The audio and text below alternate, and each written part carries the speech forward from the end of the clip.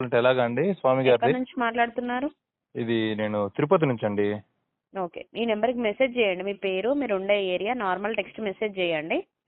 Appointment ఉండే ఒక రోజు ముందు మేమే మీకు కాల్ చేసి ఇన్ఫార్మ్ చేస్తాం. అప్పుడు వచ్చి కలవాలి. అవునా? ఎంత అండి వేణుస్వామి గారికి అపాయింట్మెంట్కి? ఒకరికి 10,000 అండి. డేట్ ఆఫ్ బర్త్ టైం ఉండాలి. అవునా?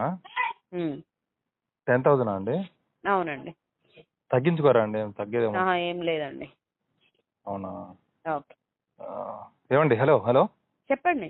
ఒకవేళ ఆయనకి మేము జాతకం చెప్పాలంటే మాకెంత ఇస్తాడు ఆయన? అట్లేం ఉండదండి. ఆయనకి మేము చెప్తాం జాతకం. మంచిది సార్, మంచి చెప్పుకోండి.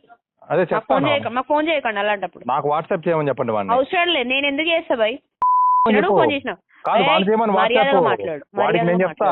వాడిని ఎవడు అడిగాడు ఇప్పుడు? నువ్వు ఫోన్ చేసింది నాకు. నేను నువ్వు చెప్పేది ఫోన్ చేస్తే నేను సమాధానం. నువ్వు చేసినావు ఫోన్, నేను చేయలేదు. జాతకం నాకు అవసరం లేదు. వాడిని అడగకుండా నీకు ఎవరు అవసరం చేయమంటారు ఉంది కాబట్టి జాతకాలు? నువ్వు చేసినావురా భయ్. జనాలకి ఎవరు నాకు చెప్పమంటున్నారు అవసరం లేదు. జాతకాలు? వాడిని నాకు అర్థమైన అవసరం వాళ్ళని. లేదు. నాకు అవసరం శుభమాని లేదు. ఏదో పెళ్లి చేసుకుంటే వాళ్ళ బతుకులు అవును. ఆడుకుంటున్నాడు వాడు. ఇప్పుడు ఎవడాడుకున్నాడు? ఇప్పుడు నేను అడిగాను.